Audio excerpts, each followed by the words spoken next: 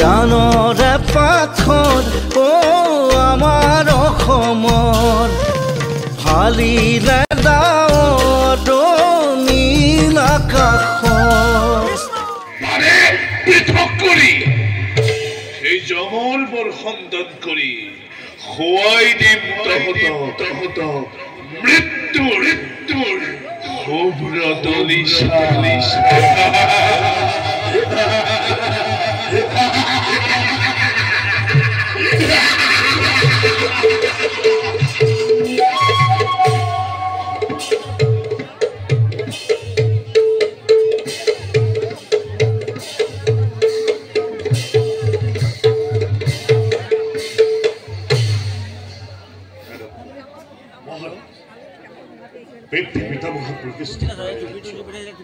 ভোগ কৰি মোৰ অলপো শান্তি লগা মহাৰাজ সেই বাকী থকা কালচোৱা ধৰ্ম চৰ্চা কৰি কাল কথালৈ মন গৈছে মহাৰাজ এই বয়সত ৰাজ্যৰ প্ৰতি এনে বিৰাট ভাৱ জন্মাটো ভালৰ লক্ষণ নহয় কাৰণ আপোনাৰ শৰীৰ এতিয়াও অৱস হোৱা নাই মহাৰাজ নহয় সংসাৰ বিলাকৰ লগত বয়সৰ কোনো সম্পৰ্ক যেতিয়া শত্ৰুৰূপী শৰীৰকো দমন কৰিব পৰা যায় তেতিয়াই ধৰ্ম চৰ্চাৰ উপযুক্ত সময় শাৰীৰিক আকাৰ বা বয়স ধৰ্ম চৰ্চাৰ পৰিচয় নহয় পিতা পিতা পিতা পিতা কি হল বাছা পিতা ইমান উঠাটো খাই আহিছ কিয় আছে নেকি কিবা সংবাদ পিতা উজ্জয়িনী ৰাজ্যৰ দূত আমাৰ সিংহদৰত ৰৈ আছে দৈত্যৰাজ চকালে আমাৰ ৰাজ্যৰ দক্ষিণ প্ৰান্তৰ এক অংশ ভূমি এৰি দিবলৈ কৈছে যদি এৰি নিদিয়ে তেন্তে যুদ্ধৰ বাবে সাজু হবলৈ কৈছে কি শুনা বাছা পিতা মৃত্যুৰাজক ভূমি এৰি দিব লাগে হয় পিতা আৰু যদি নিদিও যুদ্ধৰ বাবে প্ৰস্তুত হ'ব লাগে হয় পিতা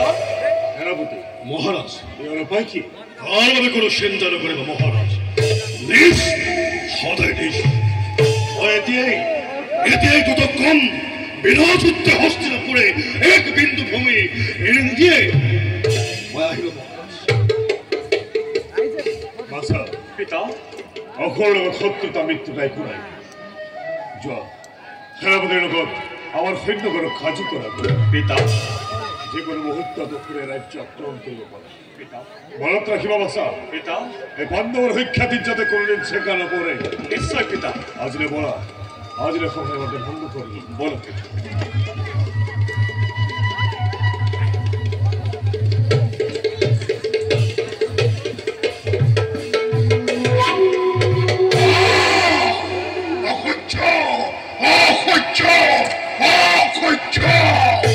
হস্তিনাপুৰে ইমান নিশাচে দৈত্যৰ খবি কৰিব ৰনে বুজাই এতিয়াও দৈত্যৰে পৰাক্ৰমে মই বলবুতে কৈছো যাক আমি মৃত্যু বুলি ভাবি আহিছো সিহঁতৰ মহাশত্ৰু নহলে যুদ্ধৰ বাবে ঘৰে আপন বলো দাদা বলা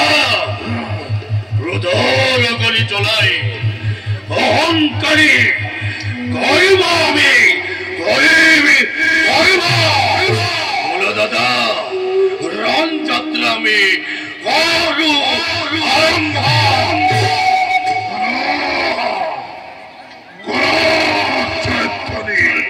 নেতৃত্ব পাই কম্পিত হকে হস্তিনারে ধরনে জয় দৈত্য শ্রেষ্ঠ অকাল রাজনের জয় উজ্জয়িনী রাজ্যর জয় দৈত্যরে মহা বীর গণর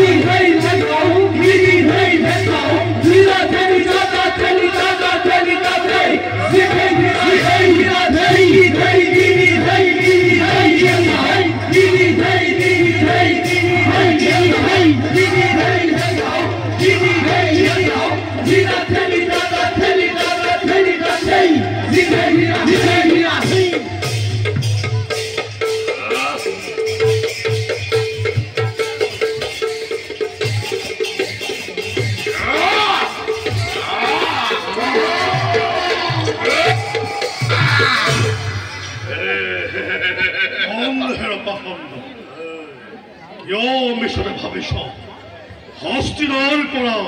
ভূমিকাৰে ৰংবলী এই সন্মুখেন জীৱিত অৱস্থাত এই হাতৰ নহ'ব পুৰণ